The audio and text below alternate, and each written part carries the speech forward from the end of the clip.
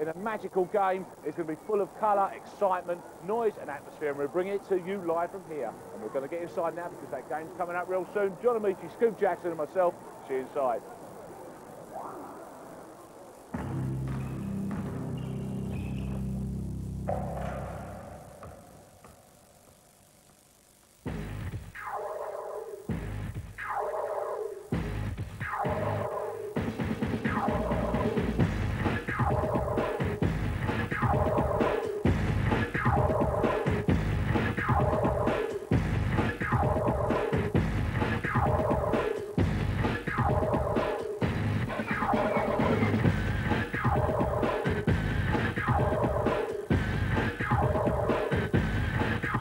You had enough.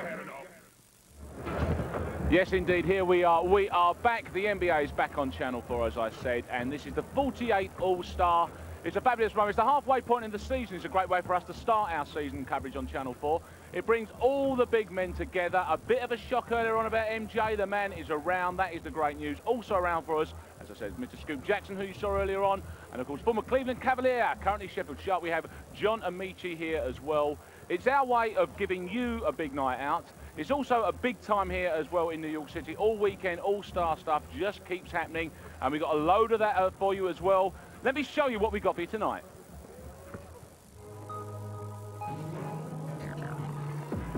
Coming up on tonight's show, a special Hoopology traces the roots of the All-Star game from its earliest days through to modern times. We have the starting five from tonight's All-Star game as our man Dave Lewis gives the lowdown on the players.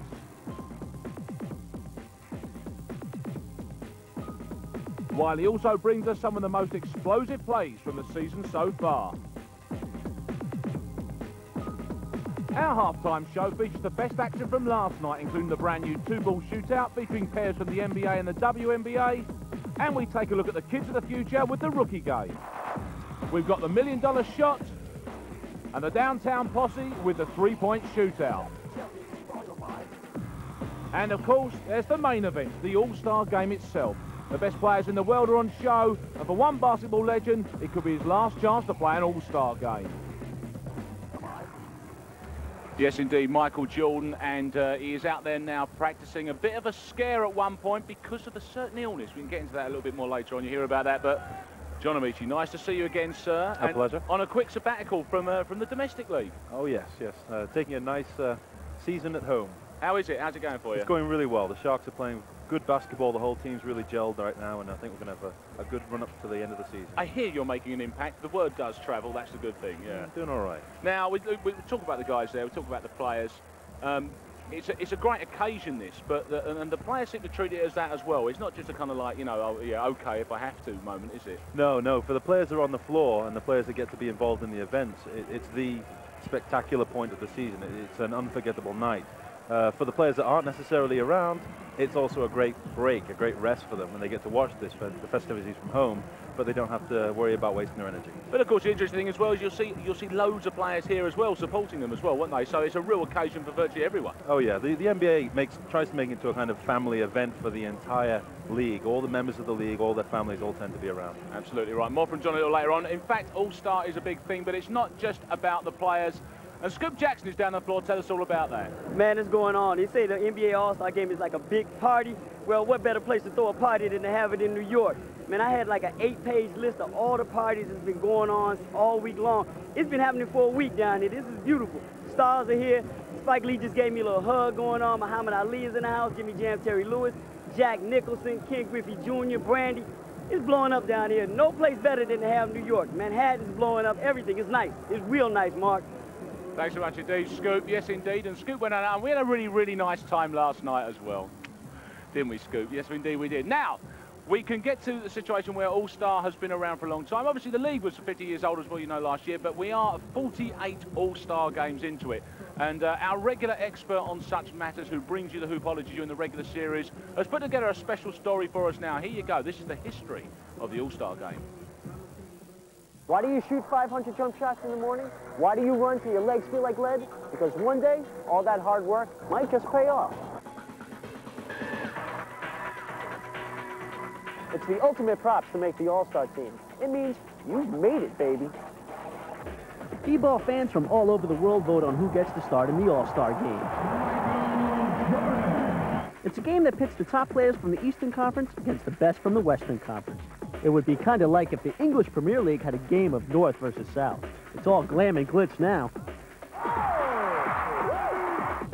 But back in 1951, the first All-Star game was played when ballers were stuck in muck in the below-the-rim days.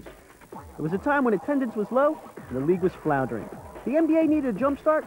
The All-Star game was a perfect fit.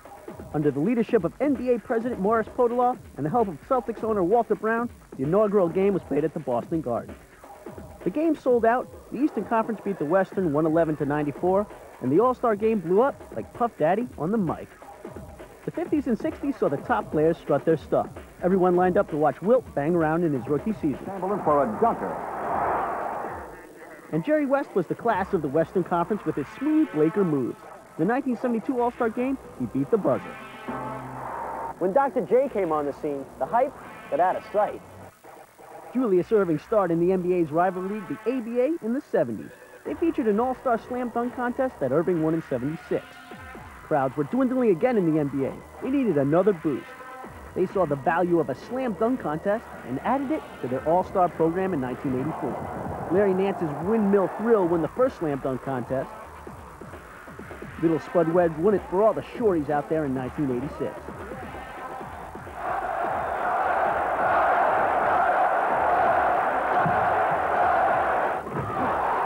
Our new slam dunk champion. And Jordan brought the house down when he won back-to-back titles in the late 80s. All-Star Saturday, the day before the big game, added the long-distance shootout to the mix in 1986. Mad Bombers launched threes from the cheap seats to see who was a hit. Larry Bird won the first three contests. For the money, Larry Bird! All-Star Saturday also features a chance for one lucky fan to get rich in the $1 million shot. The Legends Classic was a highlight. Former players brought back the memories. Not much dunking in this game. The rookie game was added in 1994. The best from the West plays the beast from the East in a peek into the future. The NBA's youth movement is fan-friendly too. Now there's a 4-day jam session that allows kids of all ages to interact with players, play games, and feel the real power of the NBA. And the stay-in-school program is a must-see. Kids get educated, players get their swerve on, and the NBA serves up a show that turns a few heads. The game is a celebrity fest that draws attention from 190 countries from around the world. And it is a far cry from those darker days of 1951. One thing hasn't changed, the players take pride in being picked to the squad. It's a thrill that they take quite seriously. The All-Star game doesn't count in the standings, but it sure helps when it comes to a player's confidence. And the other great thing about the All-Star is it's a chance for the fans to really get involved as well. What happens is there's a big voting pool which is conducted by McDonald's, so you get fries with it. And you are given nominated starting fives, and everyone votes on those guys. The coaches pick those. We've got Larry Bird in the East this time round. I mean, this is the rookie coach, and he's leading Indiana at the top of the table. He's having an absolutely great season. And there's a great game the other week. Seattle played the Lakers. George Cole against Del Harris. Whoever won got to lead the West, and it was George Cole from Seattle. So they picked their starting fives. You had 17 million people voting in this country. 1 million plus voted for George. He was in the number one. 600,000 for Karl Malone, who was in second place. And then when you dribble down a bit as well, there's lots of other big names turned up, including Dennis Rodman, who pitted himself up a fair amount of votes. In fact, more than some of the guys who are on the bench. But that's because it's down to the coach's discretion, we are given to understand. I think we'll leave that thought hanging in the air, don't you? Because, of course, as I say, the big guns are out there. Let's find out exactly who the 10 men who are going to be starting on the floor.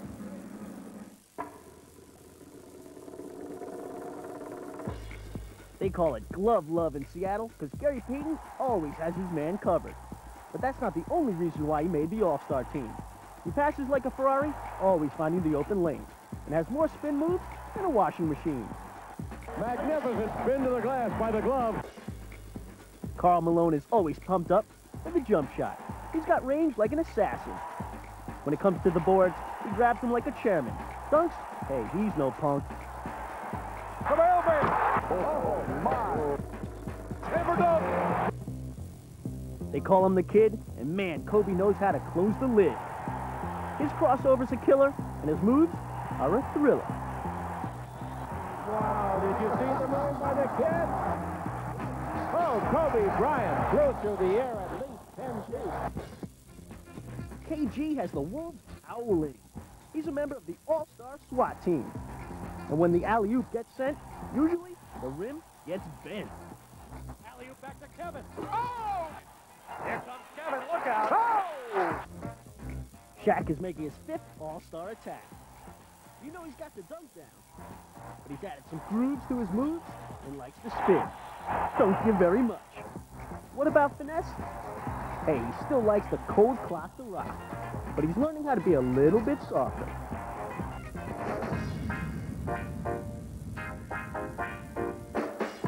The Rain Man is storming in Cleveland now.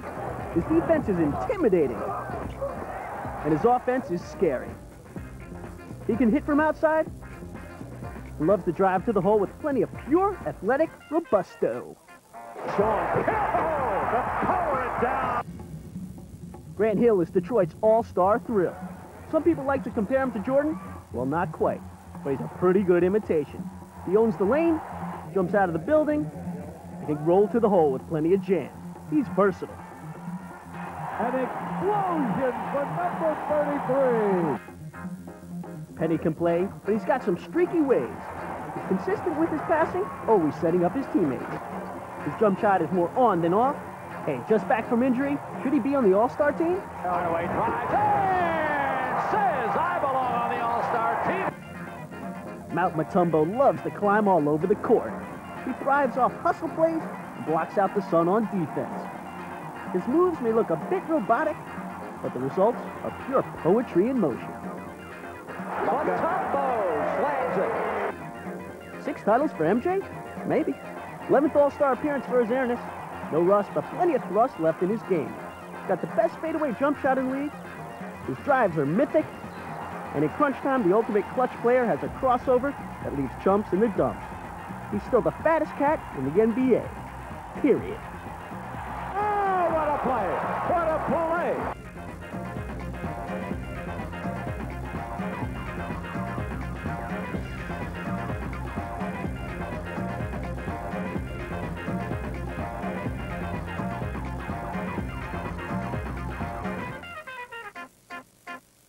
So there you go, they are the Big Ten that are going to be starting the game for you, and they're down on the floor now practicing. The garden is starting to bloom, I can tell you. The game will be coming up real soon. Channel 4 is back with the NBA. We are live, and when we come back after the break, we'll bring you all the action from the All-Star game.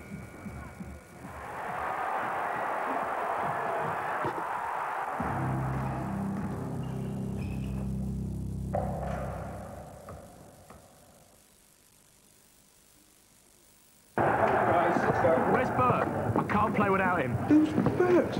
It's his mascot teddy bear. Here's Bert. He had bigger ears.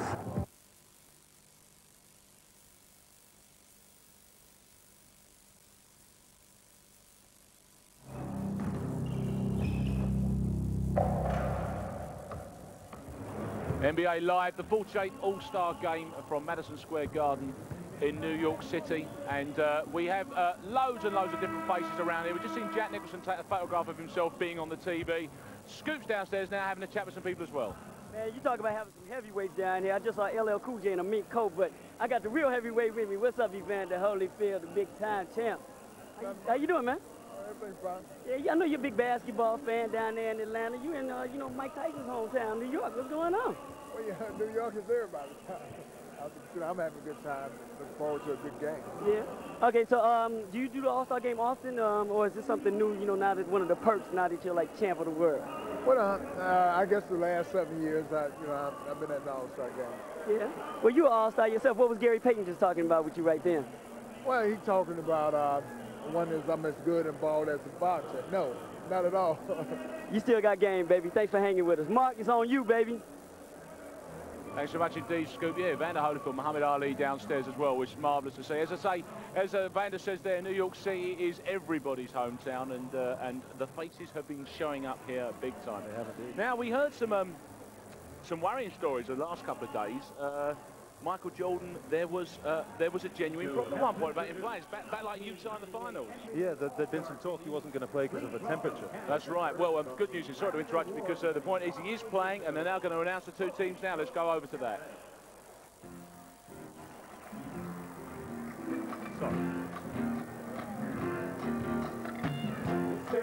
Lights are bright on Broadway, on Broadway. They say there's always magic in the air, on Broadway. But when you're walking down the street and you ain't had enough to eat, the glitter goes right off and you're nowhere.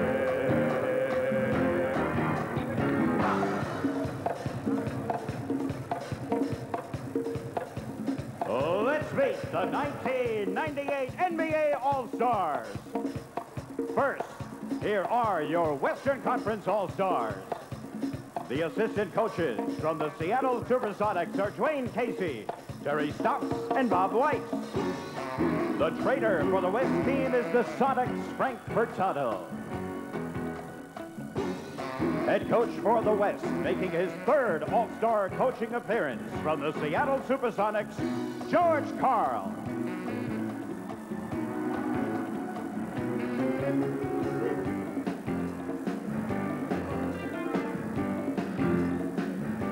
And now, the players from the Western Conference.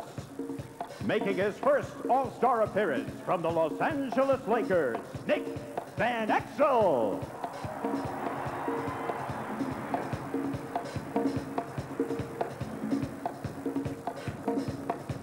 The #1 pick overall in the 1997 draft from the San Antonio Spurs, Tim Duncan.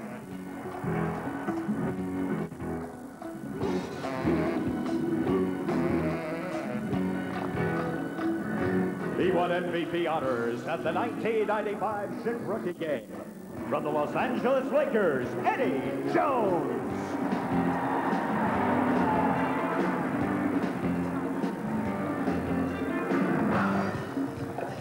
This point guard is averaging over 9 assists per game this season. From the Phoenix Suns, Jason Kidd.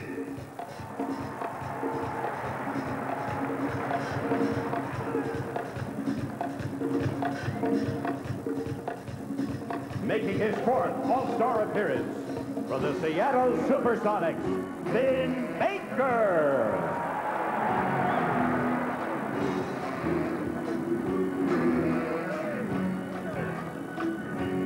The MVP of the 1995 All-Star Game from the Sacramento Kings, Mitch Richmond.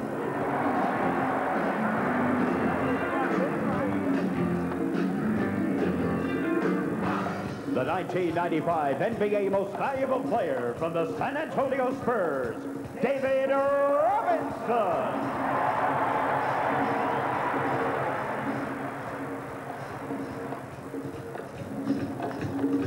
And now, the starting lineup. At forward, in his first All-Star Game start from the Minnesota Timberwolves, Kevin Garnett.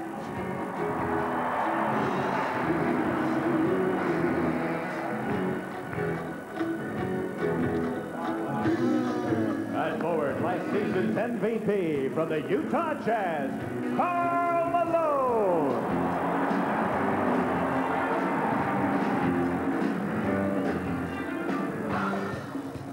He's been an All-Star team selection in each of his 6 seasons. At center from the Los Angeles Lakers, Shaquille O'Neal.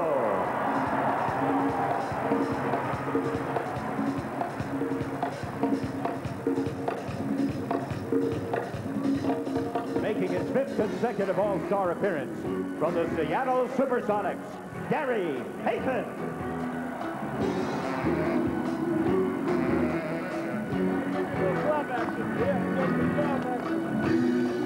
He's the youngest starter in NBA All-Star Game history. At guard from the Los Angeles Lakers, Kobe Bryant.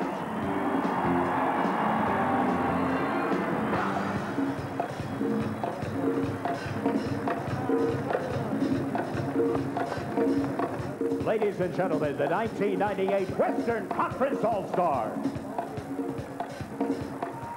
Hey, come on, follow me, please.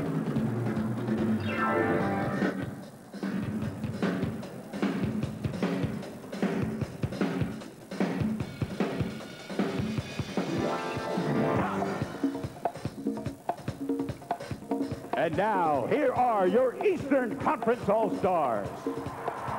The assistant coaches from the Indiana Pacers are Dick Potter and Rick Carlisle.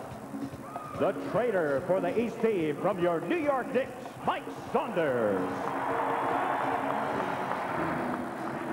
The head coach for the East guided his team to its best start in 20 years. From the Indiana Pacers, a 12-time All-Star, Larry Bird.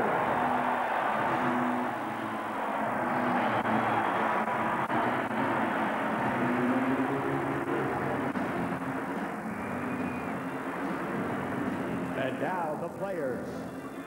From New York St. John's University, and a first-time All-Star from the New Jersey Nets, Jason Williams.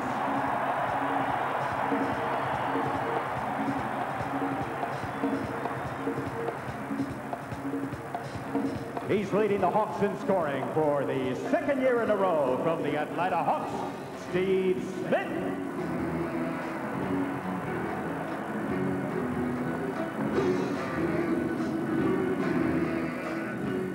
Another first-time All-Star from the Indiana Pacers, Rick Spitz.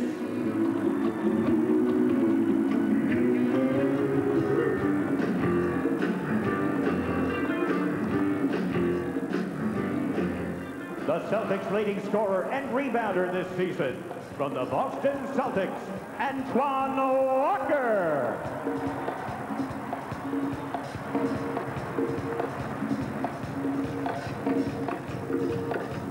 The 1997 NBA All-Star Game MVP from the Charlotte Hornets, Glenn Rice.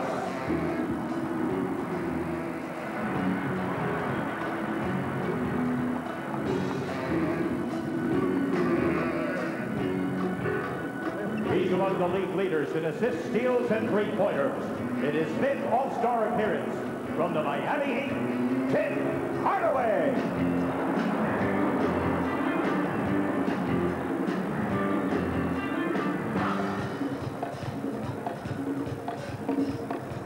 A four-time All-Star and two-time Olympic gold medalist from the Indiana Pacers, Reggie Miller.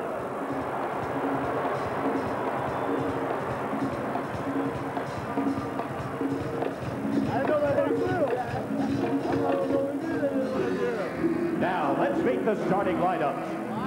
This prolific scorer and rebounder is appearing in his sixth NBA All-Star game. At forward, from the Cleveland Cavaliers, Shawn Kemp.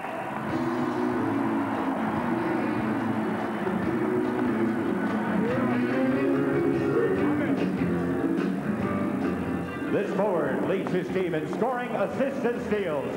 From the Detroit Pistons, Grant Hill.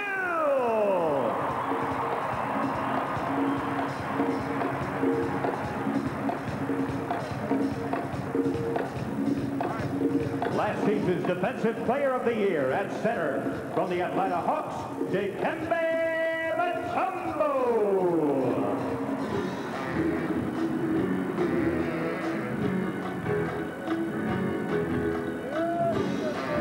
Making his fourth consecutive start for the East All-Stars at guard from the Orlando Magic, Anthony Penny Hardaway.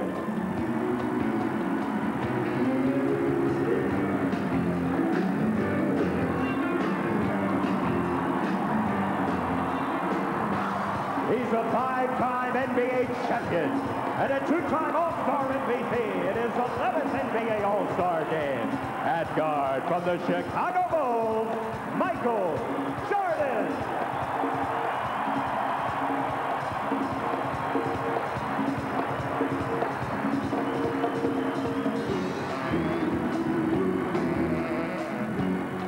Ladies and gentlemen, your 1998 Eastern Conference All-Stars.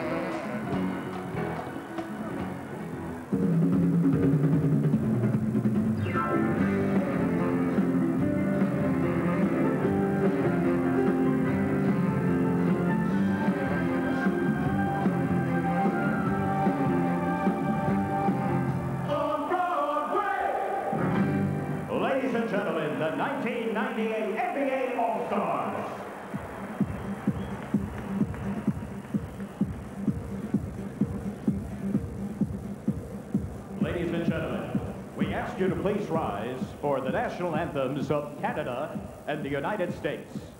Continuing our All-Star Weekend salute to Broadway, the anthems will be performed by some of Broadway's brightest stars.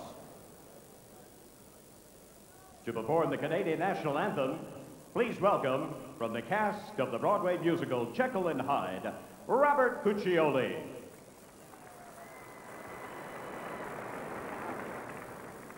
Oh, Canada, our home and native land, true patriot love in all thy sons command. With glowing hearts we see thee rise, the true North strong and free. From far and wide, oh Canada, we stand on guard for thee. God keep our land glorious and free. Oh Canada, we stand on guard for thee. Oh, Canada, we stand on guard for thee.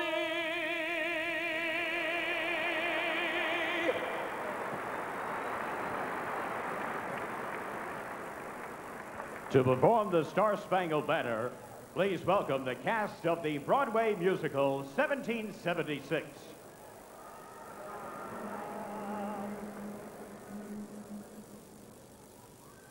Oh, say, can you see by the dawn's early light what so proudly we hailed at the twilight's last gleaming, whose broad stripes and bright stars through the perilous fight o'er the ramparts we watched were so gallantly streaming, and the rockets red flames were playing amongst bursting in the night, that our flag was still there.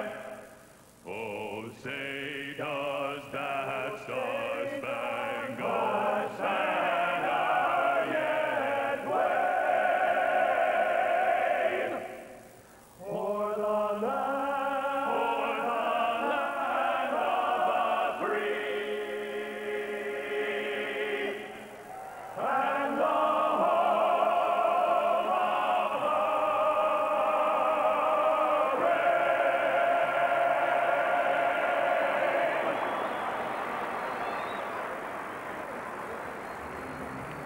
There you go, that was the Backstreet Boys with the Star-Spangled Banner, and as you can see, Jack is back and he's in the building, and what's more, he's got 4 Lakers to support in that Western Conference team.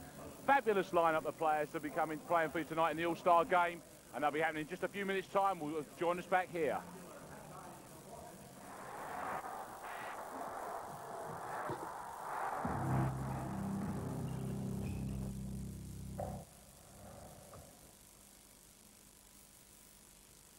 I'm not here.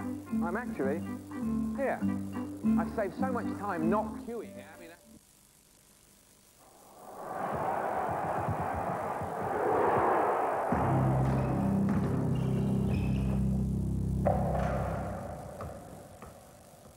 So the All-Star game, but minutes away now for you, and Scoop Jackson joins us from the floor after having sorted Evander Holyfield out.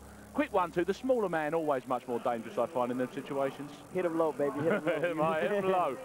Let's just talk quickly about this, the Michael Jordan thing. I mean, they're going to be talking about it, obviously, during the course of the game. But he got himself ill, didn't he, apparently, John, out in playing a bit of golf with Sir Charles. Yeah, had himself a temperature for playing outside too much.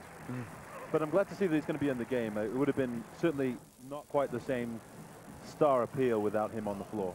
No, I can see that. But he was down on the floor talking earlier on, and he wanted to be here, didn't he? Oh yeah, you know, Mike is a competitor, but he also likes the showtime. So you know, Mike's gonna go out and do his thing and represent, especially if this may be his last one. So.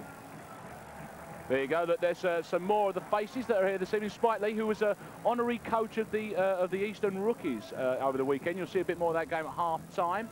And Prince, who's got a nice earpiece. Get his name right now. Get his name right. Get his name right. Yeah, exactly, that's right. Oh, yes, art is formerly known as the symbol. I do apologise. There you go. Now, obviously, with a star-studded show, who are you pleased to be seeing out there on the floor today? Probably, I'm thinking maybe Kobe. You know, it's kind of cool to see him out there. Jason Williams, you know, which is kind of unsung from New York.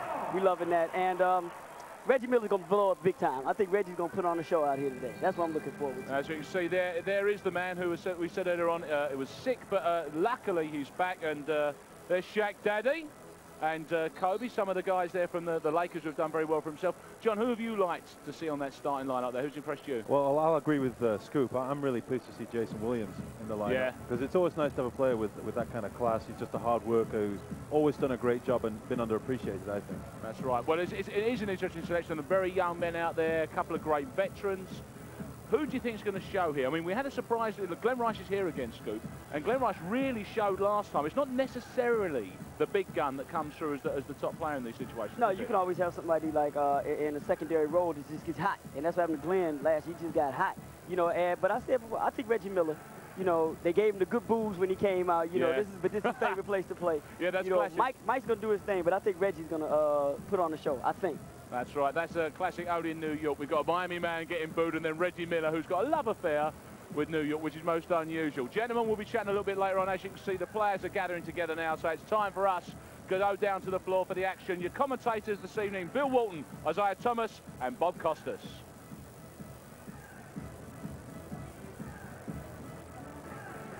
Kobe Bryant in the foreground, the man many have dubbed the next Michael Jordan. Of course, that's a bit silly. There will be no next Michael Jordan, but the combination of skill and flair that Kobe Bryant brings to the game has already captivated the country. Kobe definitely brings the skill and the flair. You know, he's a very exciting player. He's entertaining. The thing that I'm amazed at a very young age is he already understands how to entertain the fans. And he and Michael Jordan have promised us in their interviews that they will put on a show here today.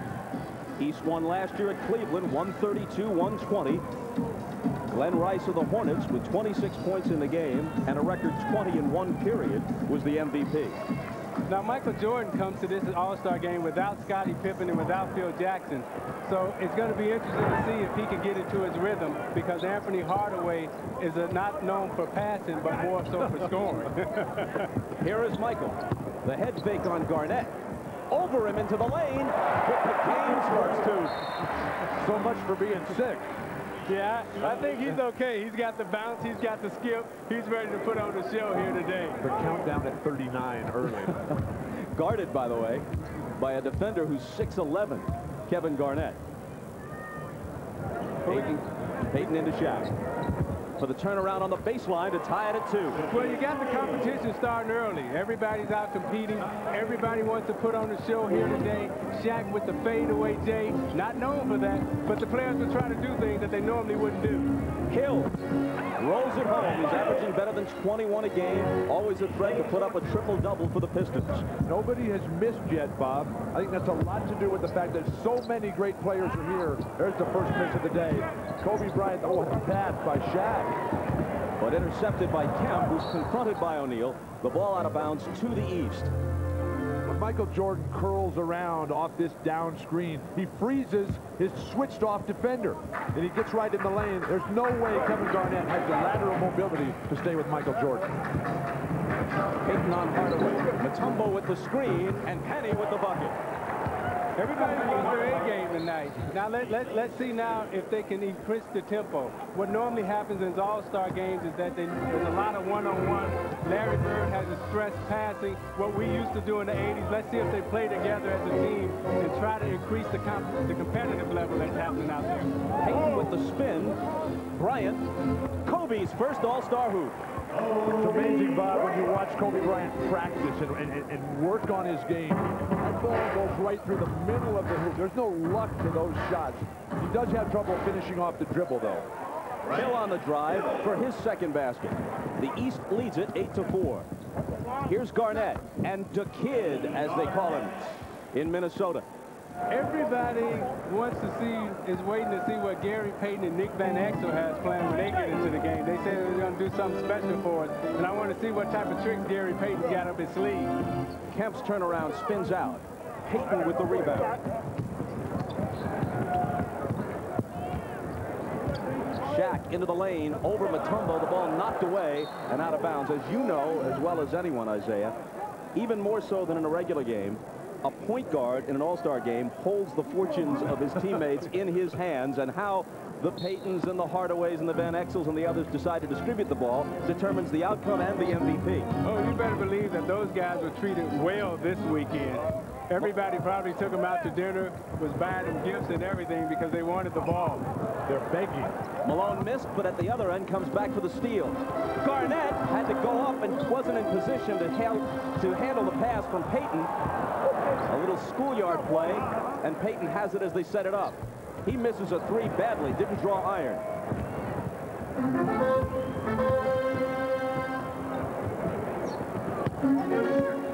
Hill backing away from Garnett.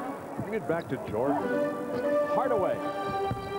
And Penny, who's played only 17 games this year, missed almost 2 months with a knee injury, but voted as a starter by the fans, hits again. Shaq muscling it up over Mutombo. Mutombo doing a very good job of forcing Shaq to the fadeaway. Shaq intent always on getting to that basket. The thing that I'm impressed about is both teams seem to be playing together. There's a lot of passing, there's a lot of movement, they're cutting on offense, and the teams seem to be running their lanes wide also on a fast break. And the game's first whistle from Bob Delaney, working the game with Hugh Hollins and Bernie Fryer. A Laker connection here. Kobe Bryant along that baseline off the back screen by Shaquille O'Neal.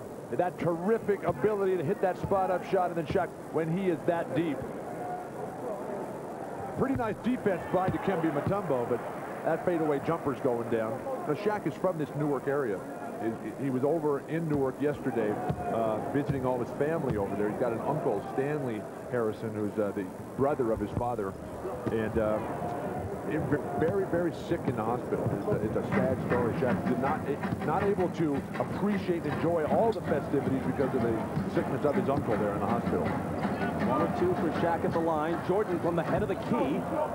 And Malone has the rebound. Pegging it ahead for Bryant. Picked up by Garnett. Back to Kobe. See that? And Hill comes away. See, this is the game where you want to have a lot of oohs and a lot of ahs. Kemp from Jordan. Fouled as he went up. You know, it don't matter if you make the shot in a game like this. This is where you want to try everything that you can ever imagine. So this is when you want the fans to go, ooh, ah. You know, Shawn Kemp came to my camp when he was 17 years old, and the size that he is now today is the exact size that he was at 17. He was really a man amongst boys, and he played with the same type of intensity. So you have Kobe coming down right here. Kevin Garnett's giving him the ooh, and Kobe comes back with a ah. But no.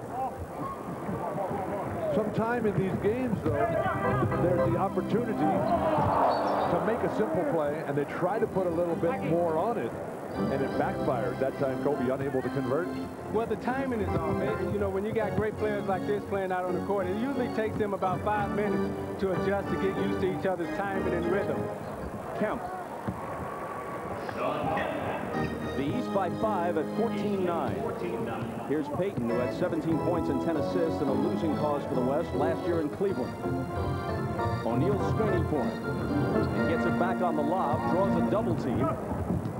A much better passer than a lot of people realize. This time he tries to take it to the hoop, and he's bumped by Mutombo for the foul. See, this is what Shaq, you know, normally wouldn't do. But in an all-star game, he wants to take it between his legs and go behind his back. This year's Lakers, with Eddie Jones, Nick Van Exel, Kobe Bryant, and Shaquille O'Neal, the first team since the 1983 Philadelphia 76ers to send 4 of their players to the All-Star game. So you got got Shaq out on the perimeter now, isolating against Mutombo. And he's trying all the moves that he dreamed about when he was a guard growing up. He went between his legs. He just tried to give him a Steve Smith hitch and go move. Hill misses, Kemp rebounds, but loses it. And Garnett is on the end line. It'll belong to the East. A timeout with 6:55 to play in the first, and the East up by 5.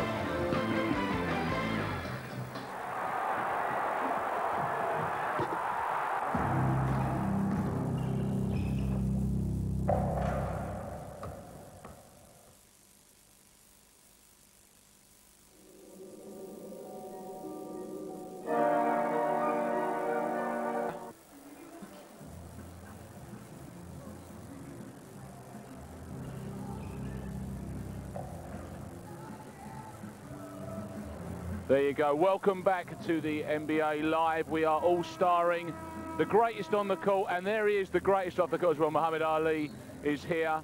And we have a lead for the East at the moment, and the nice thing about the start of this game here is that the guys have been hitting their shots. They've been stroking already. Someone said they all seem to have hit their rhythm nicely. And we've got ourselves a nice little game. And Magic Johnson, as you can see, and Jack. Everyone's gathered in New York for this big game here. The greatest is watching the greatest on the court. And I think we can safely say as well that the game is warming up nicely. Okay, chance now to get back to the action. Here comes Bryant ahead of the field. Reverse slam. See, that was an ooh and an ah and a clap. See, that's what I'm talking about. In an all-star game, you want to do things that you normally wouldn't do. Kobe understands at a very young age how to entertain. The great outlet pass started it by Shaq. A lot of centers don't outlet the ball anymore. They want to be involved in their own offense, but Shaq knows how important Kobe's electricity is to the team. Setting him up, the delivery, the spin, what's that, the helicopter? No, that's called a 360 in your face slam dunk at 19.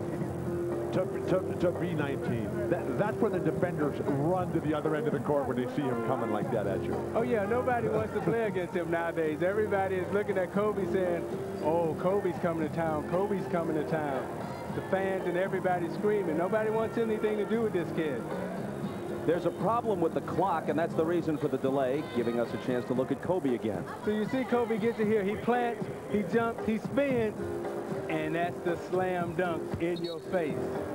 Last year was Kobe's first All-Star game as a visitor, even though his parents grew up in the NBA.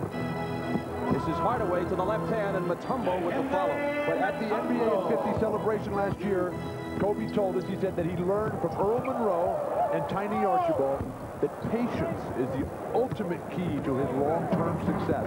He had a fabulous time in Cleveland last year, as we all did. Except maybe in the All-Star game. He looked a little impatient there that last trip down the floor. He's got the ball in his hands again. To Garnett. Back to Kobe! Ooh. See, that's the ooh. Kobe and Garnett. You know, two of the youngest, the superstars, keying up, eyeing each other. As they get their tempo and they get their rhythm, the game and the pace will start to quicken. Now they need to push it up the court and keep pushing it and keep pushing it. Kobe with 6. Hill just a step inside the three-point line, and he has half a dozen. So you got to make another spectacular play coming back. You can't come down and set it up right now. You just had a spectacular play. Now you got to get the fans into it. Payton's pass is intercepted by Kemp. Here's Jordan on the wing, slapped away by Payton. Gary Payton is doing everything he can to set Shaq up. This time it's Garnett, and now Shaq. Against Mutombo, who makes him change the shot, and finally, they whistle play dead. Kobe Bryant in transition. He's going to give it up here, and then Kevin Garnett showing that he can pass. And I asked all these players who their heroes were coming up. Isaiah, your name came up all the time, but Kevin Garnett, he said that his favorite player, he wanted to be like Magic Johnson. He's showing it right there, setting up the finish for Kobe well above the rim. Nice. Tim Hardaway in, Penny Hardaway out in the backcourt for the East. There's Tim Hardaway of the Miami Heat on Gary Payton. Hill gets a piece of the pass, and Kemp comes away with it. Kemp pushing it up the floor, takes it in, dumps it off to Hill, and the reverse isn't there, but Jordan stuffs it home. Now they got to push it up. Somebody got to get it in bounds and push it up quick. That's how you get the fans in it. You can't come down and walk it up right now. But the big guys for the West aren't running back on defense. Shaq banks it in. You know, Shaq has a game when he gets down low. He's strong enough and big enough where he can take a basket. He can gangster a basket. Shaq with 7. Kemp against Malone, who fouled it. When you watch Michael Jordan finish plays that other people couldn't, Grant Hill unable to get the reverse layup, and Michael, everybody else is standing. And to me, that's the beauty of Michael Jordan. It's about timing. It's about positioning. Everybody else is going to be down on the floor, not knowing where the ball is, and Michael high above the rim. Everybody else only a spectator. Jason Williams of the Nets checks in. Jordan, baseline, got it.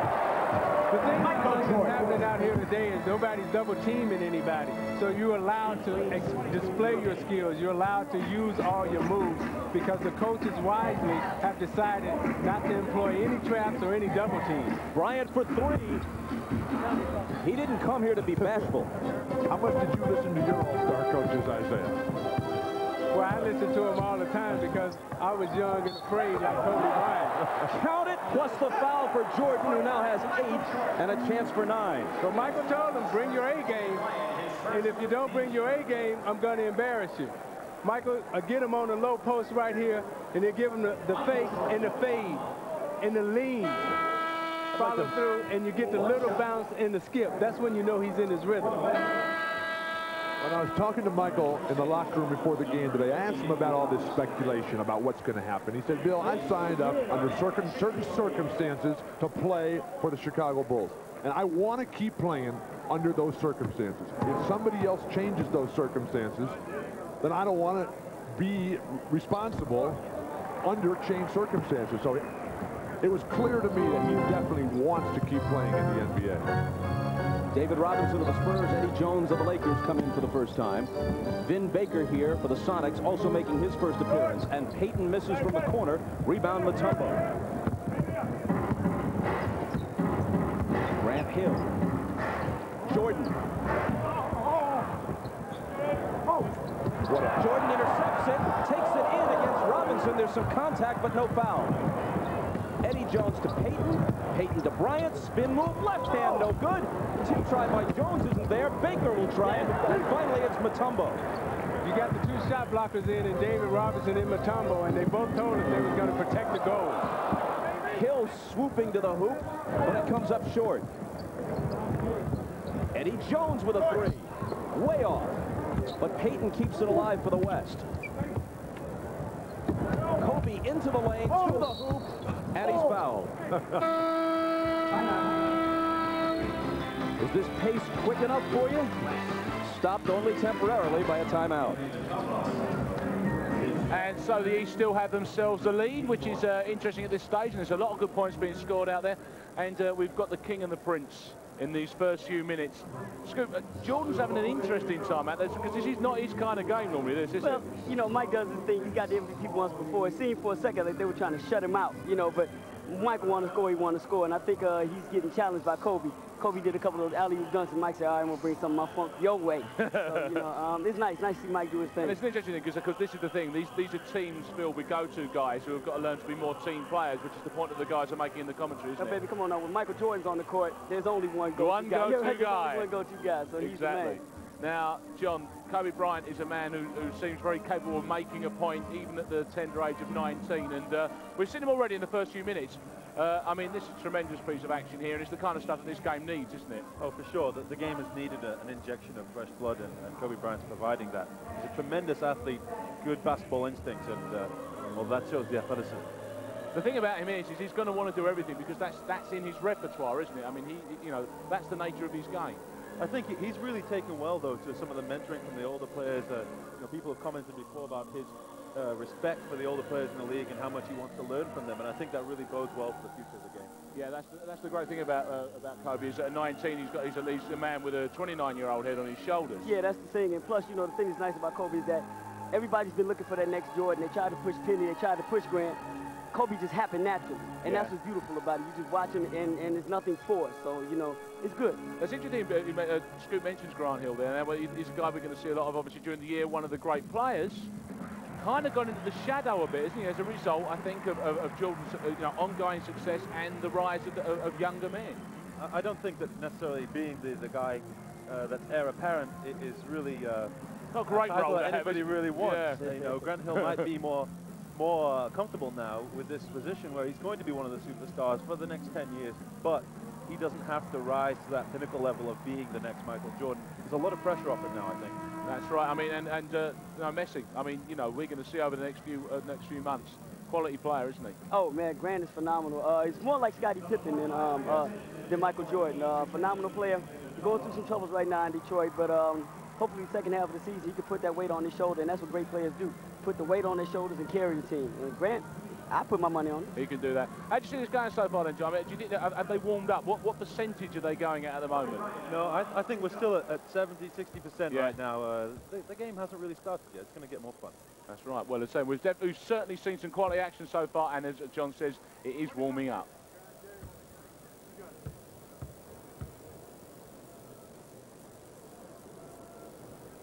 You know, Jerry West and the Lakers thought so much of Kobe Bryant when they drafted him. He told us Friday that they gave him Magic Johnson's old locker, and when he sat in his locker at the Forum, he got chills in his body.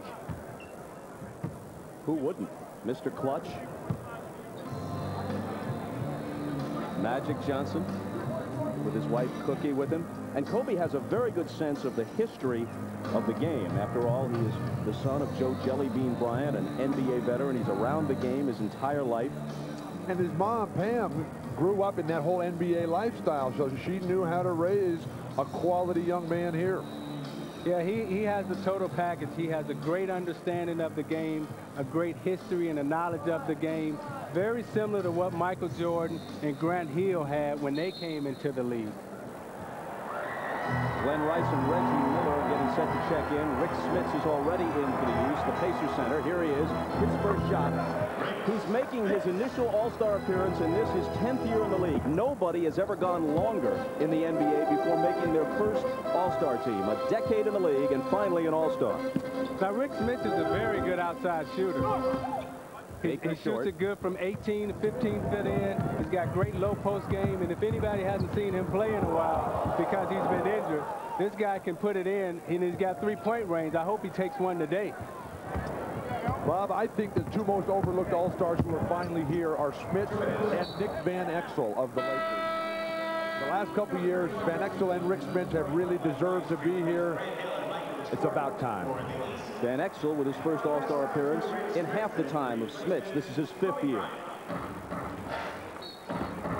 Talking to all the players on the Western Conference, they said the guy they missed most is Charles Barkley, because it was really quiet in the locker room before the game. It took Glenn Rice about 3 seconds to launch his first shot, which is a miss.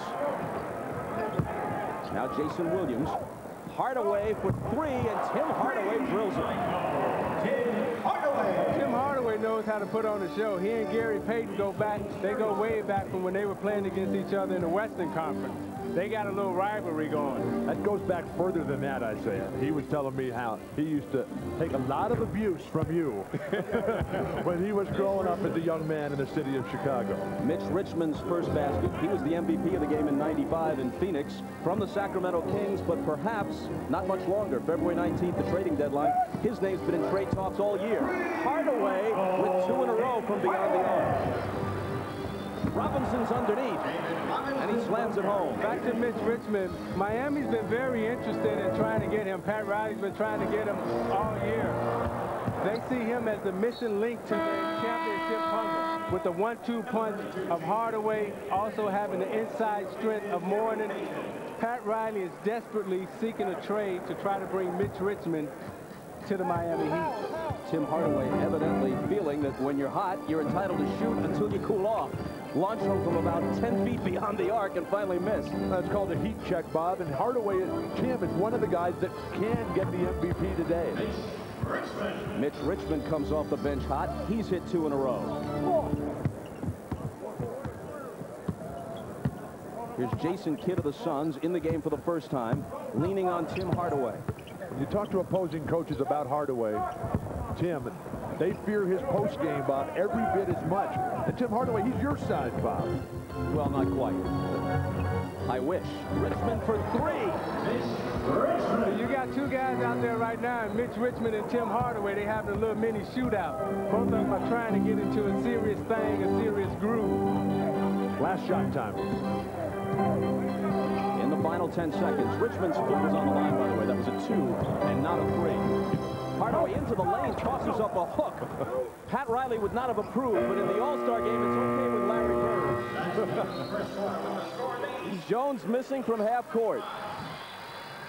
First 12 minutes in the books. East 33, West 25. Back to Madison Square Garden after this. You're watching the NBA All-Star Game on NBC.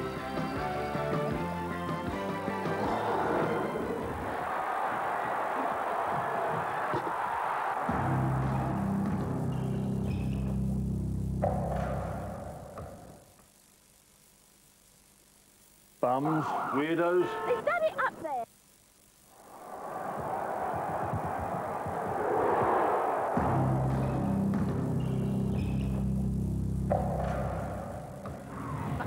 I'll go in.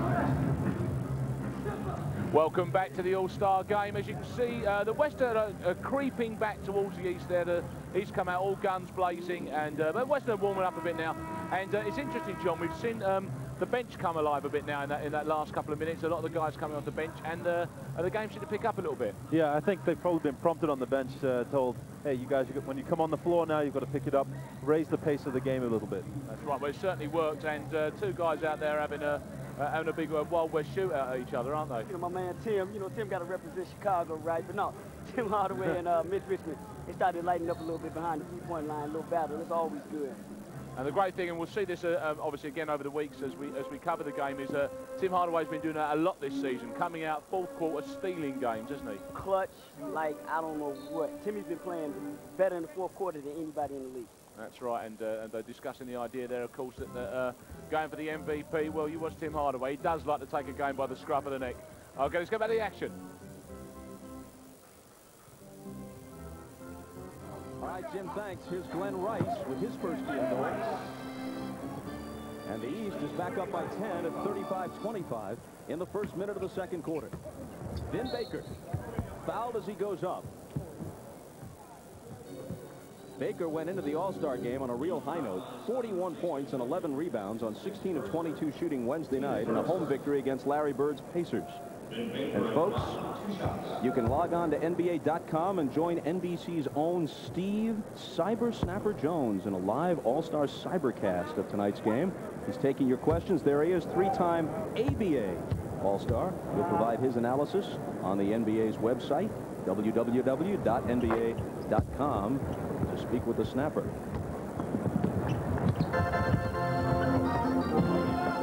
Baker makes them both. Rice comes back and fires. Long off the back iron. Kidd has the rebound.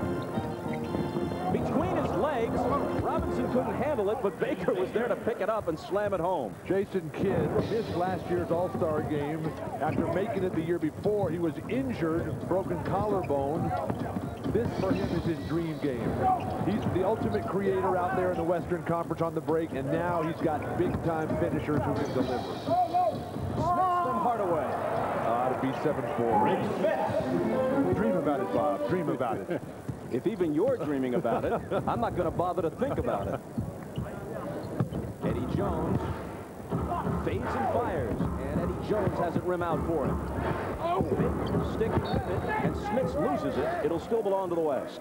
Did they take the traveling violation out of this game? Some think they've taken it out of the league entirely, and certainly in the All-Star game, they're not calling it tight. Look at who's in the game right now, and obviously the substitutions come fast and furious. Robinson mishandles it. East ball. We got two Pacers in the game right now, Rick Smith and Reggie Miller. Let's see if they try to run something for one of those guys and get them involved in the play together. Miller driving on Kidd, tosses it up on the run, and he'll come to the free throw line. This, in a sense, is Reggie Miller's second home, Madison Square Garden. He's had a number of great performances here in front of hostile crowds he enjoys provoking. Yeah, I talked to Reggie Miller Friday, and he was actually he's a little mad because he feels that they're not getting the type of respect that they deserve over here in the East. They feel that everybody's talking about Chicago, and they've kind of conceded that it's going to be Chicago and Miami, and he doesn't want anybody to forget that, hey, we were here a couple of years ago in the Eastern Conference Finals battling the Knicks. But Reggie gets the ultimate respect when he comes in here because they all boo him the loudest, and he's well aware of the significance of that. Jason Kidd. And Jason Williams with the rebound. Second in the league in that category. To the Bulls, Dennis Rodman. Tim Hardaway in a crowd has it knocked away. Goes to the floor to pick it up. And now it's Glenn Rice. Nice pass. Glenn Rice's first pass of the afternoon. Richmond's open. But his three spins out. And another rebound for Jason Williams. The lob intended for Rice is broken up by Eddie Jones. Mitch Richmond is back. Miller cuts him off and causes him to miss the layup. See, that's when you know they're playing. They're competing. They're not giving up any layups. Michael Jordan warned them early that they wanted to win, and they're coming out to get it. Hardaway tries another three. It ricochets to Eddie Jones. Rick Smith is making a mistake. He's trying to keep up with the ball. You just got to stay at one end when you're a big guy, preferably the offensive end. A two-pointer for Mitch Richmond. Again, his toe on the line. The West back to within 7. I'd like to comment on a Mitch Richmond situation, Bob. Because, you know, here's a guy who played on basically a losing team his whole career. I think he needs to do more if he's really serious about getting to that championship level. He's going to have to take a sacrifice, a pay cut to get what he wants. He cannot have both. One of the great catch-and-shoot players in NBA history, Reggie Miller, doing just that. What he does best in that last sequence. Here's Vin Baker muscling one home. You got to admire what Vin Baker has done to his body. He was a guy when he first came into the league, was a very skinny kid. He spent a lot of time working out in the summer and has gotten his body to the point where he can go down and perform under the low post. Kidd locks it up there for Eddie Jones. Nice. Now see, that's Jason Kidd and Eddie Johnson and Eddie Jones. And the alley-oop finish. Timeout. Jason Kidd told me before the game, Bob, when he learned from Magic Johnson, his boyhood hero was, when you come to these games, learn to let the joy show. And the West bench just absolutely loves it. Everybody coming up and enjoying it.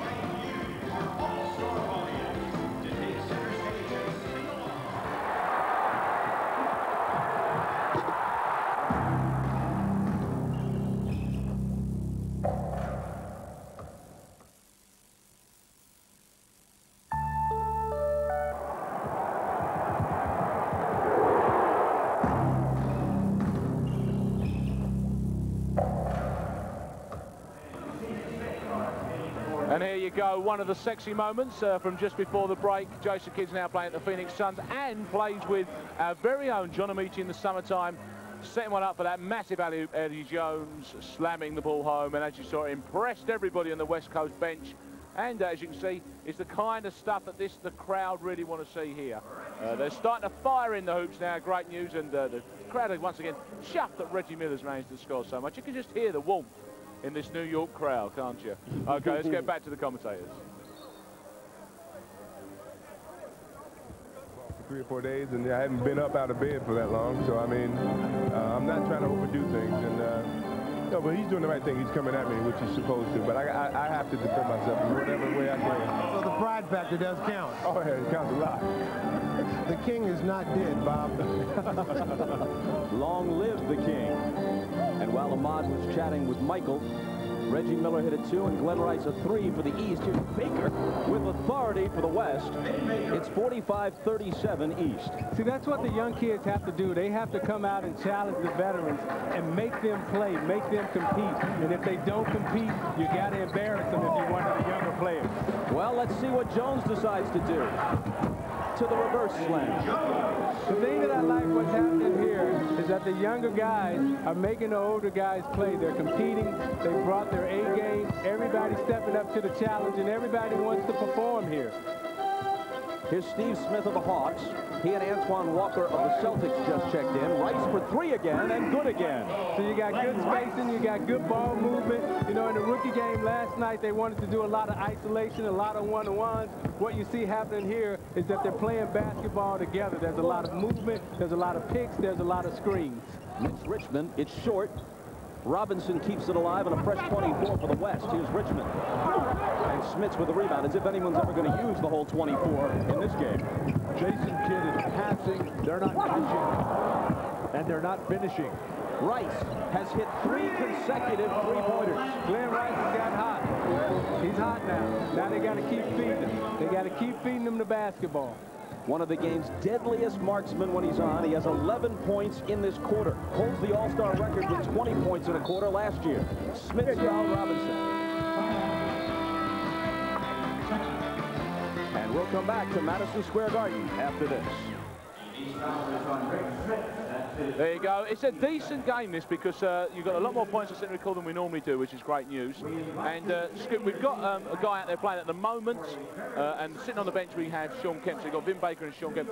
Interesting. I mean, they're in new uniforms. Yeah, the whole, Sean really looks bad in his uniform, but that's another story. We won't go there. No, but the whole Vin Baker, Sean Kemp, and Terrell Brandon, it was a 3-way trade that went down, and it kind of helped everybody's team.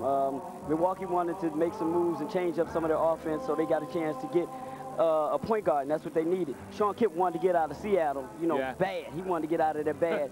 And Vin Baker just wanted to get a chance to shine and get on the team that maybe get a chance to win a championship. So everybody's happy. It all worked out. Well, it's the old classic big shoes to fill with Sean Kemp at Seattle. I mean, you know, he was their offense to a great extent, obviously with Gary Payton on one side. Right. But Vin Baker's come in and really proved himself, hasn't he? Vin Baker, he kind of like, because he's a ball player. I mean, that's why he's an all-star, and now he's in a situation to win. He's in Sean Kemp's shoes. They're playing a little different now. It's not as fly and stylish as it used to be. It's down to business basketball. It's not pretty to look at as it used to be, but it's more effective than it used to be. But the impact is there as well, because Seattle have hit the ground running. They've had a great first half of the season, and Cleveland are going well. Yeah, Cleveland going, like I say, it's worked out for everybody. Even Milwaukee with Terrell Brandon is kind of playing good ball, and they're trying to get their thing going on. It's nice. Sean Kemp playing with a lot of rookies in Cleveland, but he's still like doing his thing, you know, 19 points a game, somewhere around there, but they're still learning, and he's getting used to the East Coast way of playing things. It's nice. Settling in. And you asked me, please, I mean, because that Cleveland, there's a great little emerging team. If those guys stay together. Oh, for sure. A young team all together like they are right now with the tremendous potential. They can go all the way, really. They need a few more years of seasoning, but with that kind of talent on a team with a good coach like Fratello, sky's the limit. And tell us about Jason Kidd then. I mean, what do you do? Give him a good kick into the summer, do you, very quickly? No. See, he's one of those guys you always make sure you're on his team when you play in the summertime, because you know you're going to get your easy scores. That's right. Well, Jason Kidd's made a very good impact since he's been in here as well. Now, there's Magic Johnson, a face from the past. And as I say, this being the 48th All-Star game, it's a good chance to reflect back on some previous action. Magic Johnson with a front row seat at the Garden tonight. Let's flash back 6 years. The 92 All-Star game in Orlando was memorable. You remember the scene. Magic, voted by the fans to start, despite having retired prior to the season, greeted by his peers. Then he responds with 25 points in 29 minutes, ending the game in storybook fashion, a last-minute 3, and the MVP honors. But there's more to the story, Isaiah. Yeah, that was a special moment for the NBA and its families. You know, Magic was dealing with a serious illness at that time. Before the game, we had a players-only meeting, and we all decided that we wanted to go up and hug him and embrace him and show the world that it was okay to let Magic back on the world stage again. And it was a very, very special moment for all of us as players, because Magic had done so much. It meant so much to all of us. He hit that last three-pointer over you, but you didn't seem to mind. Well, you have to put the show on, Bob. I was mad. Really, I was upset that he shot it in my face like that. And you would recognize it. Basketball fans will never forget that this All-Star game is what it is today because of Magic Johnson and Isaiah Thomas, the two guys who created the show and learned how to get everybody involved and put on the spectacle that it is today. Robinson's cross-court pass deflected out of bounds by Reggie Miller. 5.5 to play in the first half. The East by 10. Well, I love what I'm seeing in this All-Star game here. Unlike the others in the past couple of years, the guys are competing, they're working hard, and they're putting on the show. I think it's a combination of Larry Bird's presence, Jordan's presence, Magic, you're sitting here, New York City. It has all been perfect. Another assist there for Jason Kidd, setting Robinson up for the dunk, and then Kidd fouls Rice. That's his second. Speaking about Glenn Rice, I was asking him, what has changed over the years, what he's learned now in these multiple All-Star appearances, including last year's MVP performance. He said the thing that surprised him the most, Bob, was that Michael Jordan keeps getting better and better. Well, everybody expects him to slow down, but because Jordan works so hard at it, he's that good. Antoine Walker got the bounce. Now at the other end, Duncan with the turnaround, and he connects. He's the only rookie in the game, although not the youngest player on the floor, of course, because Kobe Bryant, straight out of high school, is just 19, and this is second season. Rice finally misses a three, and Duncan has the rebound. Van Exel into a crowd, lost it, recovers it, shoots it, misses it. Here comes Antoine Walker behind the back to Reggie Miller. Man, nice play. Antoine's another one of those guys who are from Chicago in the summer league, played with Mark Aguirre, played with all the guys in Chicago, and you'll see what happens here. Antoine comes up, he reads it, sees Reggie Miller out the corner of his eye, behind the back pass. That's the peripheral vision. Even though, Isaiah, that he's from Chicago, he did say that Magic was his guy. He said Magic was bigger, like I was bigger, but Antoine Walker, the oldest of 6 children, grew up in the humble circumstances there. He's bought his mother and his younger family members a nice house out in the suburbs where he puts on free clinics in the Chicago area in the summertime. And Michael Jordan, surprisingly enough, Larry Bird didn't forget about him over there. He comes back in along with Sean Kemp and Grant Hill. Smits, Miller, and Rice go out. So you see Antoine Walker bringing the ball up court. He's very versatile. He can play inside, outside. He can do it all out on the court. Walker misses the three. And the three is not out of his range. Look how Jason Kidd positions himself on the rebound. He is on the move as his big guys, Duncan, Robinson, are moving to get that ball, so he gets the quick outlet first and starts the break. Beautiful. Well, the All-Star game was made for a guy like Jason Kidd with his talent and his passing ability. He's very unselfish, and he wants to give it up to everybody. Robinson took it away from Kemp. Here comes the West. Van Exel with it. Pulls up, unleashes a three. It's no good. Kemp back the other way. Even the big men can play like guards, or at least try to in this game. They all want to show they've got a handle. Jordan left alone. That's usually not a real good idea. Well, Michael Jordan has the real handle. David Robinson just looked at him and said, "Do you ever miss jumpers?" Tim Duncan. Backing Walker in. Then scoops one up. It's an air ball. His teammate David Robinson tries to follow. There now he's coming to the line. It was a terrific pass, Bob. You saw the defense coming across. He just threw it over the top of the backboard. Yeah. Remember, Duncan grew up in the Virgin Islands dreaming about being a guard. Next Sunday, as the Pomo interrupts the fascinating discussion, the NBA on NBC returns with a doubleheader starting at 2:30 Eastern on Showtime. Then in Game 1, Barkley and the Rockets, Shaq, Kobe, and the Lakers. Then the Pistons and the Bulls from Chicago in Game 2. The NBA on NBC, a doubleheader, unusual start time, 2:30 Eastern for the pregame show, 3 o'clock Game 1. Both coaches going with lots of guards. Future of basketball is unbelievable little guys in the perimeter with just 1 or 2 big guys in the middle. After the 2 free throws, David Robinson has 10. Steve Smith connects on a 3. 3 points for Steve Smith. Van Exel trying to find Kobe. Too long off the glass. Jordan back on the wing to Smith. Off the baseline. Now, Steve Smith was another one of those guys who grew up in Detroit, came to my camp when he was in high school, out of Persian High School. Jordan sprinting ahead, saving it, intending it for Smith, but now Gary Payton has it. Van Exel into the lane. Nick Van Exel.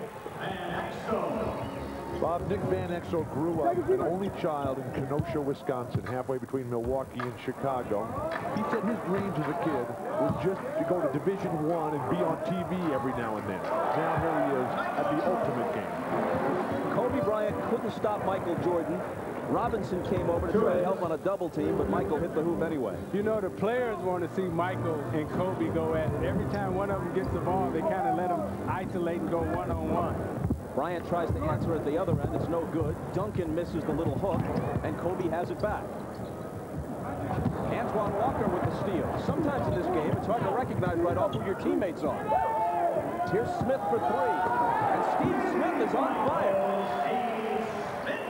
He and Howard Isley were in the same camp of mine. Rashawn Leonard, all those guys. Van Exel floating through the air, and Jordan has the rebound. 67-51 East. All those campers listening to those lectures you gave. Well, not only the lectures that I was giving, but Magic Johnson was there, Mark Aguirre was there, George Gervin was there. We used to have some great games out the camp. Jordan gives it up to Kemp inside. Robinson deflects the shot, and his teammate Duncan has it. Last minute and a half. Duncan can't finish it, but Peyton can. Now that's the creativity of the young guys. Kobe Bryant just made a dribble move on the run that I've never seen before. He took it behind his back the reverse way and then dished it off to Tim Duncan. Jordan stuck at 13 as that one spins out. The West guards are rebounding the long ball better than the East. Van Exel cuts the East lead to 67-56. But that's the first three-pointer for the West today in 8 attempts. Senior season halftime for a very special New York Broadway presentation. Antoine Walker backs up, cranks up a three. Bryant with the rebound. The clock is stuck at 27 seconds. Talk about home court advantage. The ball goes out of bounds. And while they try and figure out how much time remains before halftime, we sneak in a commercial.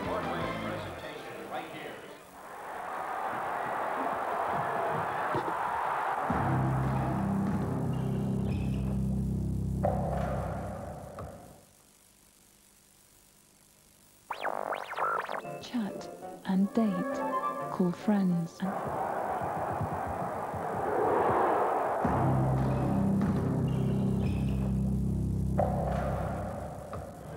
Welcome back. It is half-time, and during the course of half-time, I do apologise. It's nowhere near half-time. How long we got? Seconds, mate. Close though, wasn't I? You said you went out last night, right? That's right, yeah. Oh, you were there as well. Hell no. We will be back at half-time. We have a massive setup for you because it's been the big all-star weekend, loads of great action, and that action will be coming back for you at the half-time period, which of course is the point I was trying to make at the time. But as you can see, we are but seconds away, ladies and gentlemen, from that moment. And finishing on the kind of note that the whole thing started on. Kobe Bryant coming in with a massive dunk. And what do you think, fellas? Was it Kobe's first half? Pretty good. I taught him how to do that, you know, so I'm taking a little credit for it. He was respectable. Right, Kobe. And what did you like? Who did you like out there, John? Well, I like to see Michael Jordan perform out there. I think everybody does. And then Jason Williams, I think, again, a guy who really deserved a chance to be out here on the stage in front of everybody. And we should mention as well that because the reason Jason Williams here is because the Nets are playing so well, which is a real shock to a lot of people. Yeah, they're playing tremendous basketball. Another young team like Cleveland that if they stay together and work hard, they've got a tremendous future. That's right. Another one of the things that will have actually happen, you'll see that will occur at half-time is you will see action from the rookie game. And that is when you are going to see a lot of these new young fellas that are coming through that are making such an enormous impact in the league in the first half of the season because there are new teams emerging through. The great guys are still there and they're all still doing really well. There's lots of new names and lots of clubs to look out for. Very exciting stuff for you. Also, Scoop will be going downstairs, seeing who he can find around the floor. As you probably saw during the course of that game, there are plenty of famous faces are with us all the time. And also a little tribute as well on the Oldens. Okay, back for the half-time afterwards. See you after the break.